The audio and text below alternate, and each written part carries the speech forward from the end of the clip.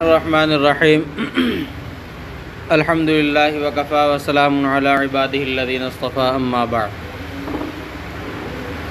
اب یہاں سے جنت اور جہنم کی بحث شروع ہو رہی ہے۔ پہلے تو جنت اور جہنم کی حقیقت کو ثابت کیا جا رہا ہے، اس کے بعد پھر کہ یہ ابھی پیدا ہو چکی ہیں یا نہیں۔ والجنت حق والنار حق، فرماتے ہیں کہ جنت یہ بھی حق ہے، یعنی جنت بھی ثابت ہے، والنار اور جہنم بھی حق ہے اور ثابت ہے۔ کیسے ثابت ہیں؟ شارح فرماتے ہیں لأن الآیات والاحادیث الواردۃ فی اثباتہما، اس لیے کہ آیات اور احادیث جو کہ ان دونوں کے ثابت کرنے میں، ان دونوں کے اثبات کے اندر وارد ہوئی ہے، اشہر من ان تخفیٰ، وہ بہت ہی زیادہ مشہور بھی ہیں، وَأَكْثَرُ مِنْ أَن تُحْصَىٰ، اور بہت ہی زیادہ یعنی تعداد میں بھی بہت ہیں کہ ان کا شمار بھی مشکل ہے۔ اہل سنت والجماعت جو کہتے ہیں کہ جنت بھی حق ہے، جنت اور جہنم بھی حق ہے، یعنی یہ نہیں کہ انسان مر گیا، مر کر ختم مٹی ہو گیا، بس اب آگے کوئی جہان نہیں ہے، نہیں بلکہ اگلا جہان بھی ہے۔ یہ دنیا دارالعمل ہے، اس کے بعد دارالجزا آئے گا۔ اصل بات یہ ہوتی ہے کہ یعنی کام کے بعد اس کی مزدوری دی جاتی ہے، کام کے بعد اس کا نتیجہ سامنے آتا ہے۔ ایسے ہی ہے نا، کام کے بعد اس کا نتیجہ سامنے آتا ہے۔ بندہ کام جب ہی کرتا ہے کہ جب اس کا کوئی نہ کوئی فائدہ ہو۔ اگر کام ایسے کرے کہ آگے اس کا کوئی فائدہ نہیں ہے تو دنیا کے اندر اعمال کا تو کوئی فائدہ نہیں ہے، دنیا تو دارالعمل ہے، دارالجزا نہیں۔ تو اس لیے یہ عقیدہ اسلام اور اہل اسلام کا اور ہر مذہب سماوی کے اندر یہ عقیدہ رہا ہے کہ مرنے کے بعد دنیا دارالعمل ہے، اور ایک نہ ایک دن مرنے کے بعد پھر قیامت قائم ہوگی، ایک نہ دن، اور پھر قیامت قائم ہونے کے بعد وہاں پر جزا ملے گی۔ تو اہل سنت والجماعت کی دلیل تو یہ وہ آیات اور احادیث ہیں جو اتنی زیادہ مشہور اور اتنے زیادہ تعداد میں ہیں۔ لیکن جن لوگوں نے جنت اور جہنم کے حق ہونے کا انکار کیا ہے، انہوں نے کچھ عقلیات سے، کچھ فلسفے سے جو ہے انہوں نے دلیلیں حاصل کی ہیں، یعنی ان کو پکڑا ہے۔ تمسک المنکرون، فلاسفہ جو ہے انہوں نے دلیل کس بات سے، منکرون مطلب یہ کہ جو انکار کرنے والے ہیں جنت اور جہنم کے، اور وہ فلاسفہ ہیں، انہوں نے دلیل حاصل کی ہے، انہوں نے دامن تھاما ہے بِأَنَّ الْجَنَّةَ، عقلیات سے۔ اور عقلیات ہم لوگ اہل سنت والجماعت عقلیات کا انکار نہیں کرتے۔ شروع میں بتایا گیا تھا ہم عقلیات کو بھی لیتے ہیں، مگر جب کہ سمعیات کے خلاف نہ ہو، سمعیات کے خلاف نہ ہو۔ جو عقلیات سمعیات کے خلاف ہوں گی، نقلیات کے خلاف ہوں گی، ان کو ہم چھوڑ دیں گے۔ نقلیات اصل بنیاد ہوتی ہے۔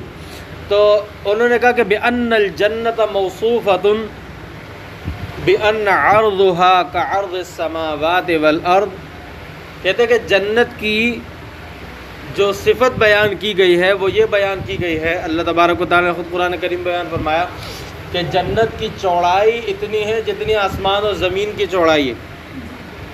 جنت کی چوڑائی اتنی ہے جتنی آسمان اور زمین کی چوڑائی ہے۔ اب وہ یہ کہتے ہیں، اگر آپ یہ کہتے ہیں کہ جنت آسمان اور زمین کے درمیان میں ہے تو ظاہر سی بات ہے عقل اس کو مانے گی نہیں۔ کیوں نہیں مانے گی؟ کہ جس کی چوڑائی ہی اتنی ہے تو ہمیں تو کہیں ایسی نظر نہیں آتی، ہم بھی رہ رہے، ساری ہر چیزیں موجود ہیں، اور آپ کہہ رہے کہ جنت موجود ہے، جہنم موجود ہے۔ تو جنت اگر اس میں آ جائے تو اول تو جہنم کہاں جائے گی؟ دوسرا یہ کہ یہاں پر پھر کوئی اور چیز، کسی اور چیز کے آنے کی، کسی اور چیز کے سمانے کی جگہ ہی نہ بچنی چاہیے اگر جنت آسمان اور زمین کے درمیان میں ہے، ٹھیک ہے؟ کیونکہ اس کی تو چوڑائی آسمان اور زمین کے برابر ہے۔ وَهَذَا فِي عَالَمِ الْعَنَاصِرِ مَحَالٌ، اور یہ عالم عناصر یعنی دنیا وغیرہ کے اندر آسمان اور زمین کے درمیان، اس میں تو یہ محال ہے اتنی چوڑی چیز جب ایک چیز ہی آ جائے گی تو پھر باقی چیزیں کہاں جائیں گی، جبکہ ہم کیا بہت ساری چیزیں موجود ہیں دنیا کے۔ رہی بات کہ آپ یہ کہتے ہیں کہ عالم عناصر میں نے عالم افلاک کے اندر ہے، یعنی آسمانوں سے اوپر ہے جنت اور جہنم، تو کہتے ہیں اس صورت میں بھی یہ بات سمجھ میں نہیں آ سکتی، اس لیے کہ اس صورت میں ایک اور خرابی لازم آئے گی۔ وہ کیا خرابی؟ کہتے ہیں وفی عالم الافلاک، اور عالم افلاک کے اندر، او فی عالم آخر خارج عنہ، یا کسی اور عالم کے اندر، عالم افلاک میں بھی نہ ہو، کسی اور عالم کے اندر جو آسمان اور زمین کا جو حصہ ہے درمیانی، اس سے خارج ہو، یعنی عالم عناصر سے خارج ہو، ایسے کسی عالم کے اندر بھی اگر جنت و جہنم ہوتی ہے تو اس صورت میں بھی یہ محال ہے، اس لیے کہ اس صورت میں پھر جنت اور جہنم میں جانے کے لیے، جنت کی طرف جانے کے لیے آسمان کو پھاڑنا لازم آئے گا۔ آسمان کو، ایک چیز جب آسمان سے پار ہوگی تو آسمان پھٹے گا نا، وہ حصہ جس حصے سے وہ چیز پار ہو کے جا رہی ہے، گزر رہی ہے، تو ظاہر سی بات ہے ہم پانی میں کوئی چیز ڈالتے ہیں تو جو وہ چیز پانی کے جس حصے میں ہوتی ہے، یہ کہا جاتا ہے کہ اس نے اس حصے کو پھاڑا ہے۔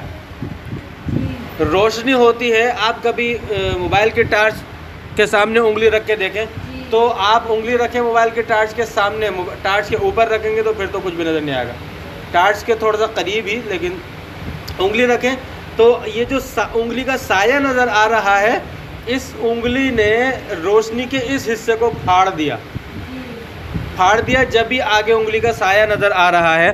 اگر اس نے پھاڑا نہیں ہوتا تو پھر انگلی سایہ آگے جا کر پھر جو ہے نظر یعنی روشنی پھر آگے جا کے نظر آ رہی ہوتی، انگلی کا سایہ نظر نہیں آتا۔ تو وہ کہتے ہیں کہ پار ہونے کے لیے آسمان کا پھاڑنا لازم آئے گا، اور جب کہ آسمان کے اندر خرق و التیام، یعنی آسمان پھٹے گا اور وہ بندہ جب کوئی گزرے گا تو پھر وہ دوبارہ مل جائے گا، اس کو کہتے ہیں خرق و التیام۔ خرق مانے پھٹنا، التیام مانے ملنا۔ تو کہتے ہیں کہ اس صورت کے اندر تو خرق و آسمان کے اندر خرق و التیام لازم آئے گا، جو کہ جائز نہیں ہے۔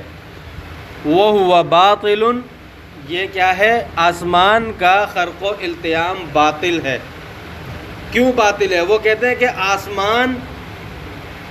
اگر آسمان پھٹے، اگر آسمان کے اندر خرق و التیام ہو، آسمان پھٹے، اول تو آسمان ایک عرض ہے، اس کا پھٹنا جو ہے ثابت نہیں ہے، اور اس کا پھٹنا جائز نہیں ہے، اور اگر محال ہے، اور اگر آسمان ہم یہ تسلیم کر بھی لیں اور مان بھی لیں کہ اس کے اندر خرق و التیام لازم آئے گا، تو اس صورت میں پھر جب آسمان پھٹے تو اوپر کی چیزیں نظر آنی چاہیے، اوپر کی چیزیں نظر آنی چاہیے، اوپر سے کوئی چیز گرنی چاہیے۔ پورا عالم ہے، پہلے آسمان پر، پھر دوسرے 7 آسمان پر عالم ہے، کوئی نہ کوئی چیز نظر آنی چاہیے، کوئی نہ کوئی چیز گرنی چاہیے، مگر ایسا بھی نہیں ہوتا۔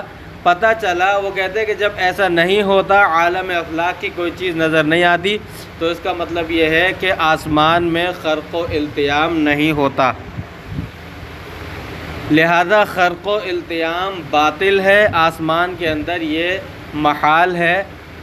قلنا، شارح اس کا جواب دیتے ہیں، کہتے ہیں کہ ھذا مبنی علی اصلکم الفاسد، یہ تمہارے فاسد اصول پر مبنی ہے۔ آسمان میں خرق و التیام کا نہ ہونا یہ کس کے تمہارے فاسد اصول پر مبنی ہے۔ وقد تکلمنا علیہ فی موضعہ، اور شارح فرماتے ہیں کہ ہم نے اس کے مقام پر یہ جو بحث آئی تھی پیچھے پہلے حصے کے اندر، شارح کہتے ہیں ہم نے وہاں پر اس پہ کلام کیا ہے، ہم نے وہاں پر اس پر کیا کیا ہے؟ کلام کیا ہے کہ خرق و التیام جائز ہے۔ تو کیا دلیل ہے؟ آسمان، اب ہمارے پاس بھی دلیل تو ہونی چاہیے نا، یا نہیں ہونی چاہیے؟ ہونی چاہیے ہمارے پاس بھی دلیل، کہ ہم نے اس کے حقیقت کو تو ثابت کر دیا، ان کے اصل فاسد کو توڑنے کے لیے ان کے اصول فاسد کو توڑنے کے لیے، اور اس بات کو کہ خرق و التیام ہوتا ہے، خرق و التیام ممنوع نہیں ہے، محال نہیں ہے، ہمارے پاس دلیل ہے اذا السماء انشقت۔ ان کا کہنا یہ ہے کہ آسمان میں کبھی خرق و التیام نہیں ہوگا، جبکہ قرآن کریم نے فرمایا کہ جب اذا السماء انشقت، جب آسمان پھٹ جائے گا، اذا السماء انفطرت، جب آسمان پھٹ جائے گا ٹکڑے ٹکڑے۔ تو یہ آیات اذا السماء انشقت اور اذا السماء انفطرت، یہ دونوں آیات اس بات پر دال ہیں کہ آسمان کے اندر خرق و التیام ہوتا ہے اور خلق و التیام جائز ہے، محال اور ممنوع نہیں ہے۔ آگے سمجھ میں؟ تو جب خرق و التیام ثابت ہو گیا تو چاہے وہ عالم افلاک میں ہو، کہیں بھی ہو، جنت اور جہنم تک پہنچنا بھی ثابت ہو گیا۔ آگے سمجھ میں؟ لہذا مین جو اعتراض تھا فلاسفہ کا، وہ اعتراض یہی تھا کہ اگر یعنی جنت کے بارے میں تو فرمایا کہ عرضھا کعرض السماء والارض، آسمان اور زمین کے برابر چوڑائی۔ عالم عناصر کے اندر تو ہم اس کو مان ہی نہیں سکتے، کیونکہ عالم عناصر میں اگر صرف ایک جنت آ جائے تو باقی چیزیں کہاں ہوں گے، جبکہ یہاں تو انسان ہے، چرند پرند ہے، دریا پہاڑ ہیں، بہت ساری چیزیں ہیں یہاں پر۔ تو اس سے پتہ چلا کہ عالم عناصر میں تو جنت ہے نہیں۔ عالم عناصر کے علاوہ عالم افلاک یا کسی اور عالم میں ہو جو کہ عالم عناصر سے خارج ہے، تو اس صورت میں پھر آسمان کا خرق و التیام لازم، آسمان میں خرق و التیام لازم آئے گا، جو کہ محال ہے اور باطل۔ آسمان میں خرق و التیام کبھی نہیں ہو سکتا، ممکن نہیں ہے۔ تو اس کا جواب ہم نے یہ دیا کہ یہ تو تمہارا اصول فاسد ہے، ہم نے تو نہیں کہا، اور ہمارے پاس تو موجود ہے کہ آسمان میں خرق و التیام جائز ہے اور ہوگا، اذا السماء انشقت اور اذا السماء انفطرت۔ اب آگے یہ بات شروع ہوتی ہے، تو اس کے بارے میں فرماتے ماتن وَهُمَا أَيْ الْجَنَّةُ وَالنَّارُ، یعنی جنت اور جہنم مخلوقتان الآن موجودتان، یہ دونوں ابھی پیدا ہو چکی ہیں اور اس وقت موجود ہیں۔ مخلوقتانی، پیدا ہو چکی ہیں دونوں، الآن موجودتانی، اور ابھی فی الوقت موجود بھی ہیں۔ تقریر و تاکید، الآن موجودتان، الآن شارح نے نکالا ہے، موجودتانی جو نکالا ہے مخلوقتانی کے بعد، یہ تاکید کے طور پر ماتن رحمۃ اللہ علیہ نے نکالا ہے۔ اب یہاں پر یہ تو اہل سنت والجماعت کا مسلک ہے کہ جنت اور جہنم پیدا کی جا چکی ہیں، جنت اور جہنم پیدا کی جا چکی ہیں، لیکن معتزلہ ان کا خیال یہ ہے، معتزلہ کا خیال یہ ہے کہ جنت اور جہنم ابھی پیدا نہیں ہوئی، وہ بروز قیامت پیدا ہوں گی۔ اس پہ ہم دلیل دیتے ہیں، وزعم اکثر المعتزلۃ انہما انما تخلقان یوم الجزاء، اکثر معتزلہ کا خیال یہ ہے کہ یہ جنت اور جہنم ابھی پیدا نہیں ہوئی بلکہ یہ بروز قیامت پیدا کی جائیں گی، لیکن ہم کہتے ہیں کہ نہیں، ابھی پیدا ہو چکی ہیں اور اس وقت موجود بھی ہیں۔ ہماری دلیل کیا ہے؟ ہماری سب سے پہلی اور سب سے پکی اور غیر منقوص دلیل، وَلَنَا قِصَّةُ آدَمَ وَآدَمَ وَحَوَّاءَ وَإِسْكَانُهُمَا الْجَنَّةَ، ہماری دلیل حضرت آدم اور حضرت حوا علیہم السلام کا قصہ اور ان کا جنت میں رہنا۔ قرآن نے اس کو بیان فرمایا ہے، وَيَا آدَمُ اسْكُنْ أَنْتَ وَزَوْجُكَ الْجَنَّةَ وَكُلَا مِنْهَا رَغَدًا حَيْثُ شِئْتُمَا، بہت ہی واضح الفاظ ہیں، وَيَا آدَمُ اسْكُنْ أَنْتَ وَزَوْجُكَ الْجَنَّةَ، اگر جنت پیدا نہ ہوتی تو اللہ تبارک و تعالی کا اس فرمان کا پھر کیا مطلب ہوگا کہ تم اور اے آدم، تم اور تمہاری زوجہ جنت کے اندر رہو۔ والآیات الظاہرۃ فی اعدادہما، اسی طرح وہ آیات جو جنت اور جہنم کی پیدائش اور ان کے موجود ہونے کے بیان میں ظاہر ہیں، مثلا اعدت للمتقین، جنت کے بارے میں اللہ تعالیٰ نے فرمایا کہ جو متقین کے لیے تیار کی گئی ہے، اور جہنم کے بارے میں اللہ تعالیٰ نے فرمایا اعدت للکافرین، کہ جو کافرین کے لیے، کفار کے لیے تیار کی گئی ہے۔ جب ہم نے یہ دلیل پیش کی اعدت للمتقین اعدت للکافرین، تو اس پر معتزلہ نے کہا کہ نہیں،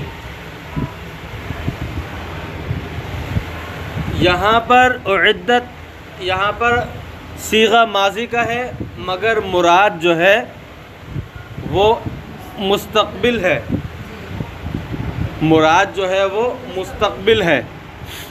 وہ دلیل دیتے ہیں، وہ کہتے ہیں کہ کیونکہ اللہ تبارک و تعالیٰ کا خود فرمان ہے تِلْكَ الدَّارُ الْآخِرَةُ نَجْعَلُهَا لِلَّذِينَ لَا يُرِيدُونَ عُلُوًّا فِي الْأَرْضِ وَلَا فَسَادًا، کہ یہ دار آخرت یہ ہم ان لوگوں کے لیے جو زمین کے اندر بلندی اور فتنہ و فساد نہیں چاہتے، ان لوگوں کے لیے ہم اس کو بنائیں گے، یعنی دار آخرت ان لوگوں کو ملے گا، جنت ان لوگوں کو۔ وہ کہتے ہیں کہ نجعلھا، یہ اس بات پر دلیل ہے کہ ابھی نہیں بنایا، ابھی تیار نہیں ہوئی، بلکہ یہ بعد میں تیار ہوگی، لہذا اس لیے اعدت کے اندر صیغہ ماضی ہے لیکن مراد اس سے مستقبل ہے۔ تو اس کا جواب یہ ہے کہ اس سے مراد مستقبل اس وقت لیا جائے گا جب کہ صیغہ ماضی مراد لینے سے کوئی چیز مانع ہو، صیغہ ماضی مراد لینے سے کوئی چیز مانع ہو، لیکن ماضی کا صیغہ یہاں پر مراد لینے سے کوئی چیز مانع نہیں ہے۔ وہ کیوں؟ وہ کہتے ہیں کہ پھر نجعلھا کا کیا جواب ہے؟ تو اس کا جواب یہ ہے، اصل میں اعدت للمتقین اور اعدت للکافرین کے اندر جنت اور جہنم کے پیدا ہونے کو بیان کیا ہے کہ یہ پیدا کی جا چکی ہیں۔ آگے نجعلھا سے مراد کہ کون کس میں جائے گا؟ جنت کا وارث اللہ تبارک و تعالی، انہیں ابھی نہیں، اللہ تبارک و تعالی ظاہری اعتبار سے جنت کا وارث مرنے کے بعد ہی بنائیں گے۔ اگرچہ اللہ تعالیٰ نے ابھی لکھ دیا ہو کس کے بارے میں کون جنتی ہے کون جہنمی، جیسا کہ روایت سے معلوم ہوتا ہے، مگر جنت کا ظاہری وارث جو بنایا جائے گا، ظاہراً جو دی جائے گی وہ تو بروز قیامت ہی دی جائے گی۔ تو یہاں پر مراد یہ ہے، یعنی اعدت میں پیدائش کو بیان فرمایا، اور تلک الدار الآخرۃ نجعلھا یہاں پر ملکیت کو بیان فرمایا جا رہا ہے کہ ملکیت جو ہے ان کو، یا وارث جو ہے ان کو، یہ بعد میں بنایا جائے گا، جب مریں گے، جب قیامت قائم ہوگی، جب بنایا جائے گا۔ دوسری بات، نجعلھا، یہ کہاں سے پتہ چلا کہ نجعلھا سے صیغہ استقبال ہی مراد ہے؟ کیونکہ مضارع کے اندر تو استقبال کے ساتھ ساتھ حال بھی مراد ہوتا ہے، مضارع کے صیغے میں تو حال کے استقبال کے ساتھ ساتھ حال بھی مراد ہوتا ہے۔ تو وہ کہتے ہیں کہ نہیں جی، اس میں استقبال اصل ہوتا ہے اور اس سے استقبال ہی مراد ہے۔ اگر اس میں حال مراد لے لیا جائے تو ہم نے یہ بات کی ہے کہ ابھی موجود ہیں، تو نجعلھا اس صورت میں تو ہم یہ کہیں گے کہ اگر تم یہ کہتے ہو، اگر اس میں حال مراد لیا جائے تو اس کا مطلب یہ ہوگا کہ ہم نے بنا دیا، تو اللہ تبارک و تعالیٰ نے جن لوگوں کے لیے بنا دیا ابھی، تو اس کا مطلب تو یہ ہوا کہ وہ ابھی جنت و جہنم موجود ہے، جبھی تو بنا دیا۔ بنا ایسا تو نہیں ہو سکتا نا کہ جنت و جہنم ہونا اور ان کا وارث بنا دیا جائے، وارث کھڑے ہو جائیں۔ تو اسی لیے، اور چلو ہم تمہاری بات مان لیتے ہیں، ہم نے مان لیا، چلو اعدت للمتقین مان لیا کہ اس سے صیغہ ماضی ہے اور استقبال مراد ہے، اور نجعلھا میں بھی چلو ہم نے مان لیا کہ مضارع کے اندر استقبال کا احتمال ہی ہوتا ہے یا استقبال کا احتمال قوی ہوتا ہے، چلو ہم نے مان لیا۔ لیکن بابا قصہ آدم و حوا جو ہے اس کا بھی تو جواب دو۔ حضرت آدم علیہ السلام اور حضرت حوا، ان کا جو قصہ گزرا ہے، ان کا جو قصہ بیان کیا ہے ہم نے، یہ قصہ تو معارضے سے سالم باقی ہے۔ اس کے مقابل کوئی دلیل لے کر آؤ، اس میں تو اللہ تبارک و تعالی نے صاف صاف اور برملا فرما دیا وَيَا آدَمُ اسْكُنْ أَنْتَ وَزَوْجُكَ الْجَنَّةَ، صاف صاف فرما دیا اسکن، بندہ رہے گا وہیں جب گھر بنا ہوا ہوگا، خالی ہوا میں تو کوئی نہیں رہے گا نا بھائی۔ ایک جو ہے بلڈر پلاٹنگ کر رہا ہے، اس نے بتا دیا کہ بھائی آپ کا جو ہے نا فلیٹ نمبر 5 ہے، اب آپ جا کر جو ہے ہوا میں لٹک جائیں گے؟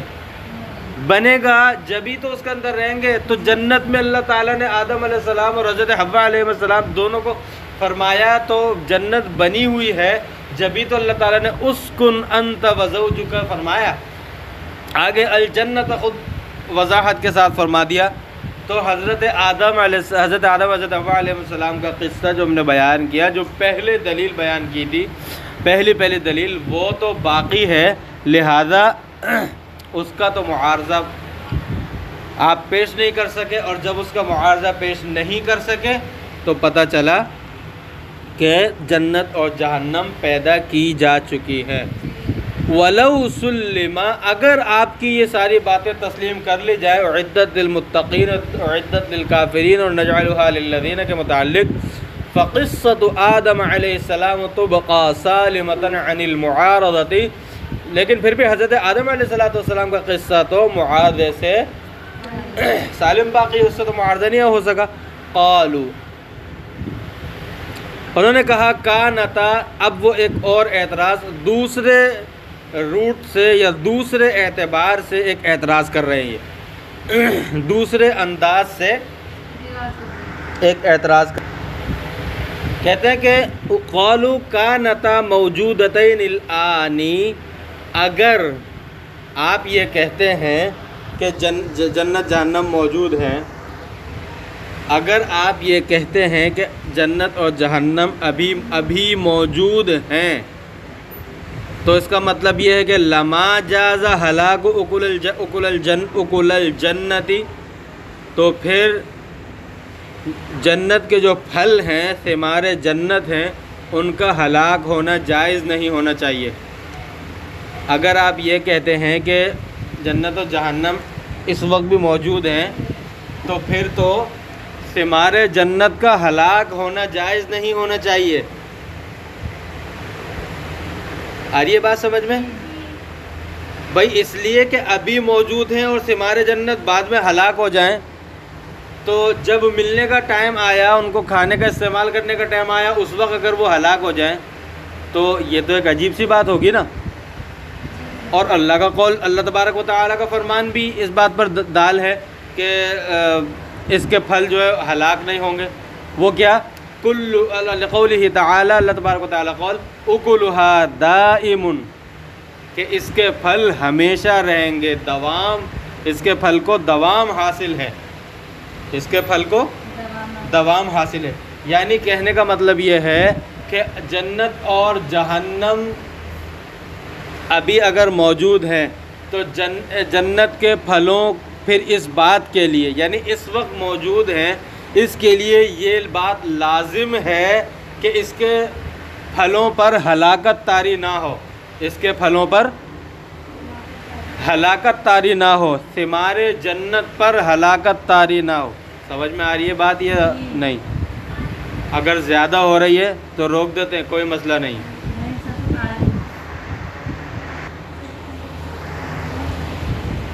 تو کہتے ہیں کہ اس کے لیے لازم یہ ہے کہ ثمار جنت یعنی جنت کے پھل ہلاک نہ ہوں، ان پر ہلاکت طاری نہ ہو۔ لیکن جب یہ لازم باطل ہے اللہ تبارک و تعالیٰ کے ایک قول سے، تو جب لازم باطل ہوا تو ملزوم بھی باطل ہو جائے گا۔ یعنی جب یہ بات ہی باطل ہو گئی کہ ثمار جنت پر ہلاکت طاری نہ ہو، جب یہ باطل ہو گئی تو اس کو ہم نے لازم بنایا تھا جہنم کے اس وقت موجود ہونے پر، تو وہ بھی باطل ہو جائے گی۔ یہ کیسے باطل ہے کہ ثمار جنت پر ہلاکت طاری نہ ہو؟ ثمار جنت پر ہلاکت طاری ہوگی، لیکن اللازم باطل لقولہ تعالی، اللہ تبارک و تعالی کے اس قول کی وجہ سے کل شیء ہالک الا وجہہ، کل شیء ہالک الا وجہ، ہر چیز ہلاک ہونے والی ہے سوائے اللہ تبارک و تعالی کی ذات کے، سوائے اللہ تبارک و تعالی کی ذات کے ہر چیز ہلاک ہوگی. تو پتہ چلا ہر چیز پر ہلاکت طاری ہوگی سوائے ذات باری تعالی کے. تو جب ہر چیز پر ہلاکت طاری ہوگی تو کل شیء میں ثمار جنت بھی آ گئے. جب کل شیء میں ثمار جنت بھی آ گئے تو پتہ چلا ثمار جنت پر بھی ہلاکت طاری ہوگی. اور جب ثمار جنت پر ہلاکت ثابت ہو گئی تو پھر ابھی جنت جہنم کے موجود ہونے کا کیا فائدہ؟ جب ان پر ہلاکت ثابت ہو گئی، دوام کے خلاف آ گیا، دوام ٹوٹ گیا، تو جب دوام ٹوٹ گیا تو پھر ابھی موجود ہونے کا کیا فائدہ؟ آئی بات سمجھ میں؟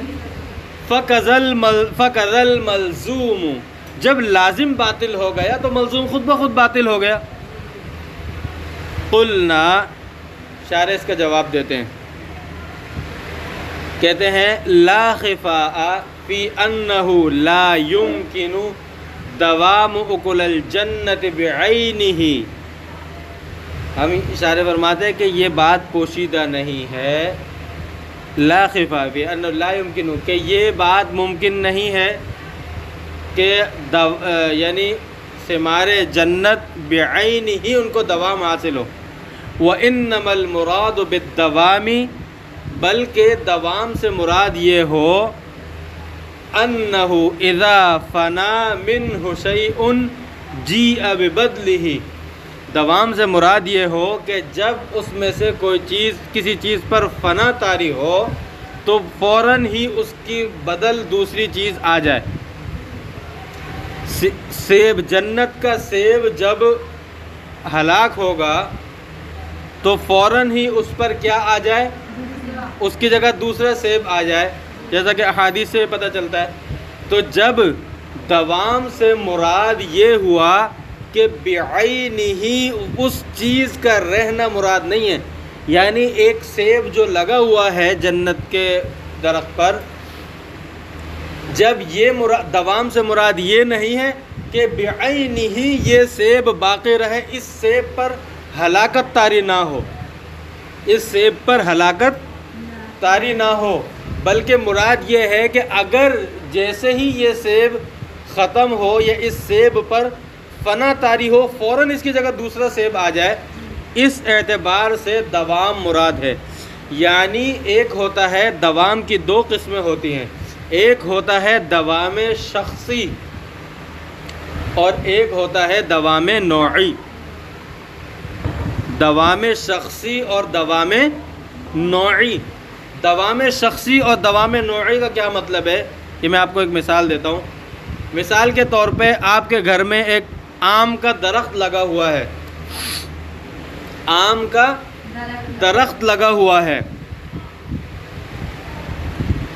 تو اب اس آم کے درخت پر آپ لوگ ہر سال آم توڑیں اور اس کے بعد اگلے پھر آم آ جائیں، ہر سال اس پر آم آ رہے ہیں. یہ اس کو ثمار جنت پر فٹ نہیں کر سکتے. یہ میں صرف دوام نوعی اور دوام شخصی کو سمجھنے کے لیے بتا رہا ہوں، کیونکہ ثمار جنت کا یہ آتا ہے حدیث میں کہ جیسے ہی ختم ہوگا فوراً اس کی جگہ دوسرا پیدا ہو جائے گا. تو اب یہاں پر آپ آم کو جو اس سال جو آم توڑے وہ اور ہیں اس پچھلے سال کے آموں کے مقابلے میں، اور اگلے سال جو آم آئیں گے ان کے مقابلے میں یہ اس سال والے آم اور ہیں، الگ الگ ہیں. یہ آم کی شخصیات ہیں، یہ آم کی شخصیات ہیں. ایک پچھلے سال آم توڑے تھے وہ آم کا شخص ہے، یہ آم اس سال توڑے اگلے سال جو توڑیں گے یہ ہے آم کی شخصیات. اور ایک ہے آم کی نوع، ایک ہے اس پھل کی نوع. وہ کیا ہے کہ بھئی پچھلے سال بھی آپ نے آم توڑے، اس سال بھی آم توڑے، اگلے سال بھی آم توڑیں گے، تو آم کی شخصیات اگرچہ بدل رہی ہیں، ختم ہو رہی ہیں، لیکن آم کی نوع باقی ہے. یوں تو نہیں کہیں گے پچھلے سال اس درخت پہ سے ہم نے آم توڑے تھے، اس سال اس درخت کے اوپر سے ہم نے جو ہے جامن توڑیں اور اگلے سال اس درخت کے اوپر سے جو ہے نا ہم کیلے توڑیں گے؟ ایسا تو نہیں ہو سکتا نا. آم کی نوع باقی ہے کہ نہیں؟ مگر شخصیات پر ہلاکت اور فنا طاری ہو رہی ہے. پچھلے سال جو توڑے تھے اس سال والے آم اس کے علاوہ ہے، اس کے ضد ہیں، اور جو آم آپ نے توڑے ان میں سے بھی ہر آم الگ الگ ہے. تو یہ جو ہلاکت طاری ہو رہی ہے یہ کس پر طاری ہو رہی ہے؟ شخصیات پر. لیکن آپ کا جب تک آم کا درخت باقی ہے نوع آم باقی ہے. آم کا درخت جب تک باقی ہے تو کیا باقی ہے؟ آم کی نوع باقی ہے، اور یہ ہلاکت شخصیات پر طاری ہو رہی ہے. آپ یہ کسی کو آرام سے کہہ سکتے ہیں کہ ہمارے گھر آم لگا ہوا ہے، ہمارے گھر آم لگا ہوا ہے. کیوں کہ اس کی نوع باقی ہے. اگرچہ وہ سردیوں کا زمانہ ہو اور اس کے اندر کیریاں بھی نہ ہو، اگرچہ سردیوں کا زمانہ اس میں کیریاں بھی نہ ہو، پھر بھی یہ کہنا درست ہے کہ ہمارے گھر پہ آم لگا ہوا ہے. کیوں کہ آم اس کی نوع باقی ہے، اس کی کیا نوع باقی ہے، اگرچہ شخصیات فی الوقت موجود نہیں ہے. تو پتہ چلا کہ شخصیات پر ہلاکت کا طاری ہونا نوع کے دوام کے خلاف نہیں ہے، نوع کے دوام کے خلاف نہیں ہے شخصیات پر ہلاکت کا طاری ہونا. لہذا جس طرح نوع کا دوام آپ سردیوں میں بھی ایسے زمانے میں جس میں آم کے پھول بھی نہیں نکلتے، اس وقت بھی آپ کا یہ کہنا درست ہوگا کہ ہمارے گھر پر آم لگا ہوا ہے. کیوں کہنا درست ہوگا؟ کیونکہ نوع اس کی نوع باقی ہے. تو اسی طرح یہاں پر شارح فرماتے ہیں کہ ایک ثمار جنت میں سے اگر کسی پھل پر ہلاکت طاری ہوگی، اس کے بجائے فوراً ہی اس کی جگہ دوسرا پھل جب پیدا ہو جائے گا تو یہاں پر ہلاکت طاری ہو رہی ہے، ہلاکت طاری ہو رہی ہے، مگر کس پر؟ شخصیت پر. جبکہ دوام حاصل ہے کس کو؟ نوع کو دوام حاصل ہے. پتہ چلا اکلھا دائم کے اندر جو مراد ہے وہ ثمار جنت کی نوع کا دوام مراد ہے. اور کل شیء ہالک الا وجہ کے تحت جو آتا ہے وہ کیا آتا ہے؟ شخصیات کی ہلاکت آتی ہے. اور شخصیات کی ہلاکت ہم نے ثابت کر دی کہ شخصیات کی ہلاکت دوام نوع کے خلاف نہیں. آئی سمجھ میں؟ اچھی طرح آ گئی. دوسری بات، دوسرا جواب یہ ہے کہ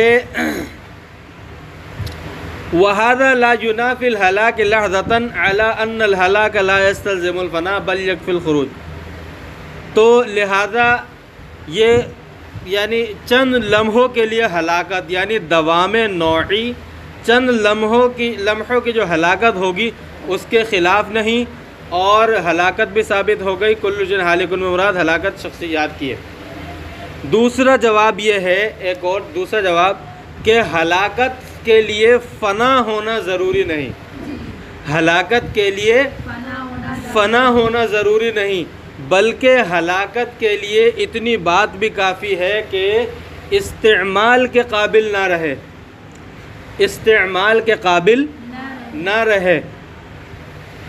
بات آئی سمجھ میں؟ میں آپ کو ایک مثال دیتا ہوں آسان سی، پھر آپ کو اچھی طرح سمجھ میں آئے گی. آپ کے پاس ایک موبائل ہے، آپ نے موبائل کا استعمال، آپ موبائل استعمال کریں، لیکن آپ کا موبائل ڈیڈ ہو گیا، جسے موبائل والوں کے سافٹ ویئر والوں کی زبان میں کہتے ہیں ڈیڈ ہونا. اب یہ آپ استعمال نہیں کر سکتی، ٹھیک ہے؟ اب بتائیں، وہ کہہ رہے ہیں موبائل ڈیڈ ہو گیا. ڈیڈ مطلب مرنا، ختم. وہ کیا کہہ رہا ہے؟ موبائل ختم ہو گیا، ڈیڈ ہو گیا، لیکن موبائل آپ کے ہاتھ میں موجود ہے. یعنی ہلاکت موبائل پر طاری ہو گئی. وہ کہہ رہا ہے کہ یہ ڈیڈ ہو گیا، اس پر یہ ہلاک ہو گیا، اس پر ہلاکت طاری ہو گئی. جبکہ آپ اس کو اگر یہ کہیں کہ بھائی موبائل میرے ہاتھ میں موجود ہے، ڈیڈ کیسے ہو گیا، ہلاک اس پر کہاں سے ہلاکت طاری ہو گئی؟ آپ یہ کہیں گے نہیں، کیونکہ آپ تو اہل سنت والجماعت میں سے ہیں نا، معتزلہ میں سے تھوڑی. تو ہلاکت کے لیے فنا ہونا، ہاں موبائل جب قابل استعمال تھا اس وقت کوئی کہہ نہیں سکتا تھا کہ اس پر ہلاکت طاری ہو گئی. ابھی موبائل کا سیٹ میرے ہاتھ میں موجود ہے، آپ کے ہاتھ میں موبائل کا سیٹ موجود ہے، لیکن استعمال نہیں کر سکتے. کیا نہیں کر سکتے؟ قابل استعمال نہیں ہے. بس یہ صرف اتنا فائدہ دے سکتا ہے کہ غصے میں کسی کے سر پہ مار دیا جائے. یعنی یہ جس استعمال کے لیے اس کا جو استعمال ہے یہ اپنے استعمال کے قابل نہیں رہا. صحیح ہے؟ اس سے کینچ کھیل لیں وہ الگ بات ہے. تو جب یہ استعمال کے قابل نہیں رہا لیکن پھر بھی سافٹ ویئر والا، موبائل سافٹ ویئر والا کہہ رہا ہے کہ یہ ڈیڈ ہو چکا ہے، یعنی ہلاک ہو چکا. پتہ چلا ہلاکت کے لیے فنا ہونا لازم نہیں، بلکہ قابل استعمال نہ ہونا بھی ہلاکت کو ثابت کر دے گا. پتہ چلا اکلھا دائم اور کل شیء ہالک الا وجہ، اس میں کوئی منافات اور کوئی معارضہ نہیں. سمجھ میں آ گئی؟ کل شیء ہالک میں مراد یہ ہے کہ تھوڑی دیر کے لیے قابل استعمال نہیں رہیں گے ثمار جنت، مگر باقی رہیں گے. شخصیات بھی باقی رہیں گی. اس دوسرے جواب کے اندر تو نوع کے دوام کے علاوہ شخصیات کا دوام بھی باقی رہے گا، مگر قابل استعمال نہیں رہے گا. آیا دوسرا جواب سمجھ میں؟ ان الہلاک لا یستحق کے لیے دوسرا جواب یہ کہ ہلاکت کے لیے فنا ہونا لازم نہیں، بل یکفی الخروج عن الانتفاع به، بلکہ صرف انتفاع یعنی فائدہ اٹھانے سے خروج عن الانتفاع کافی ہے. یعنی قابل استعمال نہ ہو اتنا ہی صرف کافی ہے، ہلاکت کے لیے فنا مستلزم نہیں. یہ تو ہو گئے تھے دو جواب، ایک تو دوام نوعی والی بات، دوسری ہلاکت کے لیے فنا ہونا ضروری نہیں، ناقابل انتفاع کافی ہے. تیسرا جواب اس کا یہ ہے کہ ٹھیک ہے یہاں پر آپ ہلاکت جو مراد لے رہے ہیں، تو یہاں پر ہلاک کیوں کہا اللہ تبارک و تعالی نے، اس کا کیا مطلب ہے؟ اصل میں ذات باری تعالی، اللہ تبارک و تعالی کی جو ذات ہے وہ اتنی اعلیٰ اور برتر بالا ذات ہے، اور اللہ تبارک و تعالی کی ذات پر تو آثار ہلاکت یا آثار نیند، یعنی ہلاکت کا جو پہلا اور سب سے ہلکا درجہ ہے اسے وہ ہوتی ہے اونگ. ہلکی سی غنودگی جو آ جاتی ہے نا، اونگ، تو یہ اونگ تک اللہ تبارک و تعالی پر طاری نہیں ہوتی. اللہ تبارک و تعالی کی ذات اتنی بلند و بالا ذات ہے.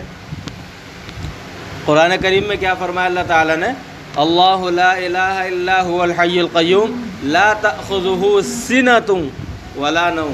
سنۃ یعنی اونگ تک اللہ تبارک و تعالی پر. تو جب ہلاکت کا سب سے ادنا ترین درجہ اور سب سے پہلا درجہ جو ہلاکت کے زمرے میں آ سکے وہ اونگ ہے، اللہ تبارک و تعالی پر وہ اونگ بھی طاری نہیں ہوتی. اور اونگ طاری ہوتی ہے سستی کے موقع پر، اللہ تبارک و تعالی پر سستی بھی طاری نہیں ہوتی. تو جب یہ تک اللہ تبارک و تعالی پر طاری نہیں ہوتی، اس کا شبہ بھی نہیں ہے اللہ تبارک و تعالی کی ذات کے لیے اتنی اعلیٰ اور برتر بالا ذات ہے، تو اس کے مقابلے میں وہ لوگ جن پر اونگ، جو سستی، اس سے بڑھ کر اونگ، اس سے بڑھ کر نیند، اس سے بڑھ کر موت طاری ہوتی ہے، تو وہ سارے کے سارے اللہ تبارک و تعالی یعنی غیر اللہ، ہر غیر اللہ. تو اللہ تبارک و تعالی کی ذات کے مقابلے میں باقی ہر چیز ہلاکت کے درجے میں ہے. باقی ہر چیز کس کے درجے میں؟ گویا کہ باقی ہر چیز ہلاک ہے، باقی ہر چیز ہلاک ہے. ہم کہتے ہیں نا کسی چیز کے بارے میں، نہیں یہ تو نہ ہونے کے برابر ہے. یہ اردو کا ایک مقولہ ہے کہ یہ تو نہ ہونے کے برابر ہے. اگرچہ وہ چیز ہے، موجود ہے، نظر آ رہی ہے، لیکن اس کی قلت کو بیان کرنے کے لیے کہا جاتا ہے کہ یہ تو نہ ہونے کے برابر ہے. کس کے مقابلے میں؟ اس کے مقابلے میں کوئی بڑی چیز. مثال کے طور پہ کسی نے 5 روپے دیے کسی کو اور کسی نے 5 لاکھ روپے دیے. اب بتائیں وہ یہ کہے گا نا کہ یہ 5 روپے یہ تو نہ ہونے کے برابر ہے. کس کے مقابلے میں؟ اگرچہ وہ ہیں 5 روپے ہیں موجود ہیں مگر وہ کہتے ہیں یہ نہ ہونے کے برابر ہے. یا کبھی کبھی کہتے ہیں نہیں یہ تو کچھ بھی نہیں ہے, یہ تو کچھ بھی نہیں ہے. کچھ بھی نہیں کا مطلب تو ہے ہی نہیں, کہ یعنی یہ تو ہے ہی نہیں سرے سے. کس کے مقابلے میں کہا جا رہا ہے یہ 5 لاکھ کے مقابلے میں کہا جا رہا ہے. یا ایک شخص ہے اس کی 5 لاکھ روپے کی ماہانہ کی آمدنی ہے. اب کوئی شخص اس کو آ کے اس کی مدد کرنے کے طور پر اس کو 5 روپے دیتا ہے تو وہ کہتا ہے کہ یہ تو نہ ہونے کے برابر ہے, یا بولتا ہے نہیں یہ تو کچھ بھی نہیں ہے. مثال کے طور پہ کوئی یہ کہے کہ بھائی وہ یہ کہے کہ بھائی میں نے آپ کی مدد کی تھی, تو وہ بولے گا یہ تو کچھ بھی نہیں ہے کیونکہ اس کی 5,000 روپے 5 لاکھ روپے کی ماہانہ آمدنی ہے. ہاں البتہ اس کی حقیقت ویسے ضرور ہے کہ جب یہ بالکل محتاج ہو گیا ہو, اس کے پاس 1 روپیہ بھی نہیں ہو, تو اس 5 روپے کی بھی قدر ہوگی. تو یعنی پتہ چلا کہ یہ ہے ضرور مگر اس 5 لاکھ کے مقابلے میں کچھ بھی نہیں ہے. تو اللہ تبارک و تعالی کی ذات چونکہ ایسی ذات ہے کہ جس پر سستی اور اونگ کا طاری ہونے کا شبہ بھی نہیں, تو اس لیے اللہ تبارک و تعالی کی ذات کے مقابلے میں ہر چیز موضع ہلاکت میں ہے, گویا کہ ہر چیز ہلاک ہے. اس لیے فرمایا کل شیء ہالک الا وجہ فیجوز اور ولو سلم. اور اگر چلو یہ بھی دوسرا جواب تو ہم نے دے دیا, چلو اس کو بھی ہم تسلیم کر لیتے ہیں کہ نہیں یہ بھی مراد نہیں ہے, وہ تو ہلاکت کا اللہ تعالیٰ فرمایا. تو فیجوز تو اللہ اس کے مراد کیا ہوگی کہ ان یکون المراد کہ ان کل ممکن فہو ہالک, کہ ہر وہ چیز جو کہ ممکنات میں سے ہے واجبات میں سے نہیں. اللہ تبارک و تعالی کی ذات واجب الوجود ہے. اللہ تبارک و تعالی کی ذات کیا ہے؟ واجب الوجود ہے. اور اللہ تبارک و تعالی کے علاوہ باقی ہر چیز ممکن الوجود ہے. یعنی واجب الوجود کا مطلب کہ اللہ تبارک و تعالی کا مستقل وجود واجب ہے, ورنہ تو سب کچھ تباہ و برباد ہو جائے گا. باقی اللہ تبارک و تعالی کے علاوہ کسی کے لیے کسی کا وجود واجب اور ضروری نہیں ہے, بلکہ ہر کسی کا وجود ممکن ہے. محال بھی نہیں ہے لیکن ممکن ہے. تو واجب الوجود کے مقابلے میں ممکن الوجود بمنزلہ ہلاکت کے ہوا کہ نہیں. ایک وہ ذات جس کا وجود واجب ہے اور ایک وہ ہے جس کا وجود ممکن ہے. تو ظاہر سی بات ہے واجب الوجود کے مقابلے میں ممکن الوجود موضع ہلاکت میں یا گویا کہ کچھ بھی نہیں ہے, گویا کہ کچھ بھی نہیں ہے. تو کہتے ہیں کہ شارح فرماتے ہیں اس لیے کہ کل ممکن فہو حادث ہالک فی حد ذاتہ, اپنی ذات کے اعتبار سے ہر ممکن چیز ہالک ہے. بمعنی اس کا مطلب یہ ہے کہ ان الوجود الامکانیہ کہ وجود امکانی بالنظر الی الوجود الواجبی, کہ وجود امکانی وجود واجبی کی طرف نظر کرتے ہوئے بمنزلۃ العدم, یہ عدم کے درجے میں ہے. وجود امکانی وجود واجبی کی طرف نظر کرتے ہوئے وجود امکانی بمنزلۃ العدم, بمنزلۃ جس طرح 5 لاکھ کے مقابلے 5 لاکھ کی طرف نظر کرتے ہوئے 5 روپے بمنزلۃ العدم تھے, تو اسی طرح یہ فرما رہے کہ وجود امکانی گویا کہ 5 روپے اور وجود واجبی اس کو 5 لاکھ تو نہیں کہہ سکتے, وہ تو بے انتہا ہے, اس کی تو کوئی حد و انتہا نہیں. تو اسی طرح وجود امکانی یعنی کل شیء ہالک الا وجہ جو اللہ تعالیٰ نے فرمایا, تو اس کا مطلب یہ ہے کہ یعنی ہر ممکن الوجود چیز جو ہے وہ اللہ تعالیٰ کے مقابلے میں ہالک ہے, اگرچہ اس پر ہلاکت طاری نہ ہو, اگرچہ اس پر ہلاکت طاری نہ ہو پھر بھی وہ حالق اس اعتبار سے کہی گئی ہے کہ واجب الوجود کے مقابلے میں گویا کہ نہ ہونے کے برابر ہے. آگے سمجھ میں بالکل اچھی طرح. باقیتان لا تفنیان ولا یفنا اہلہما، فرمایا کہ یہ جو جنت اور جہنم ہے یہ دونوں باقی ہیں، نہ یہ فنا ہوں گی اور نہ ان میں رہنے والے فنا ہوں گے. ای دائمتانی یعنی ہمیشہ رہیں گے یہ دونوں بھی اور ان میں رہنے والے بھی. لا یطرأ علیہما عدم مستمر، فرمایا کہ ان پر عدم مستمر یعنی مستقل عدم جو ہوتا ہے وہ ان پر طاری نہیں ہوگا. لقولہ تعالی، دلیل کیا ہے؟ اللہ تبارک و تعالی کا قول فی حق الفریقین، دونوں فریق یعنی فریقین اہل جنت اور اہل جہنم دونوں کے بارے میں اللہ تبارک و تعالی نے مختلف مقامات میں فرمایا خالدین فیہا ابدا، ہمیشہ ہمیشہ اس میں رہیں گے.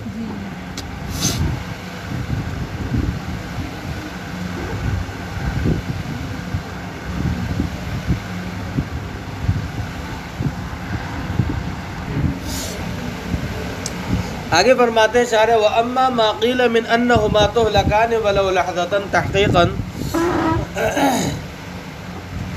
لِقَوْلِهِ تَعَالَى كُلُّ شَيْءٍ هَالِكٌ إِلَّا وَجْهَهُ. فرماتے باقی بعض لوگوں نے جو یہ کہا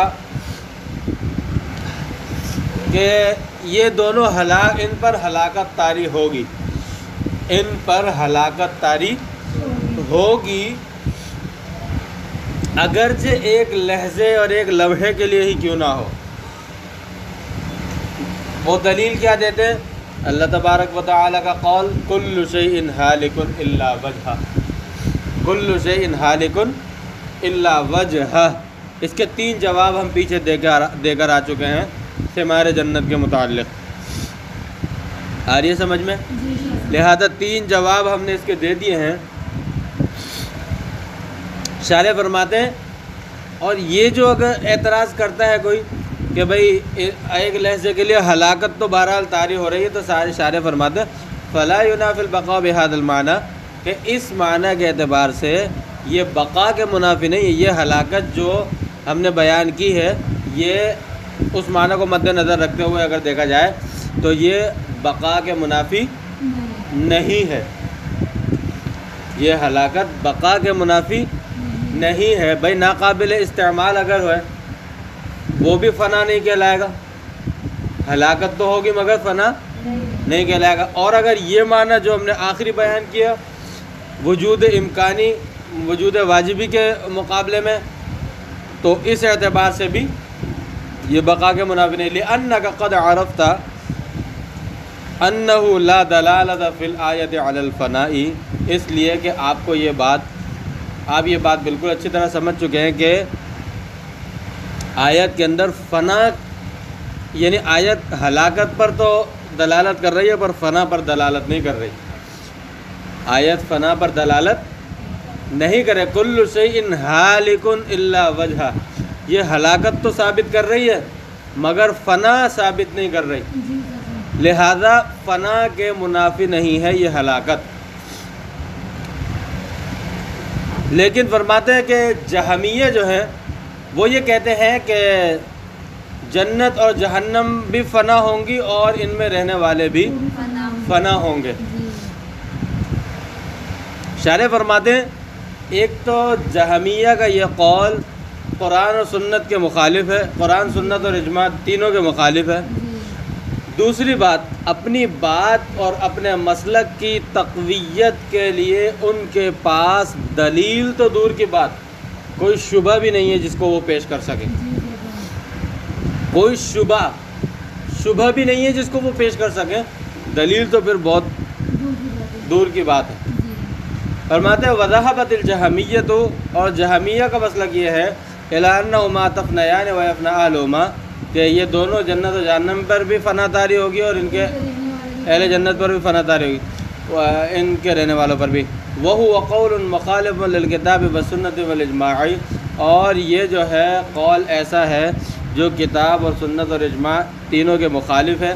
وَلَيْسَ عَلَيْهِ شُبْهَةٌ، اپنی بات کو تقویت دینے کے لیے ان کے پاس دلیل اور حجت تو دور کی بات شبہ بھی نہیں ہے۔ فضلاً عن حجت، یعنی دلیل تو دور کی بات ہے، فضلاً عن حجت یعنی دلیل تو دور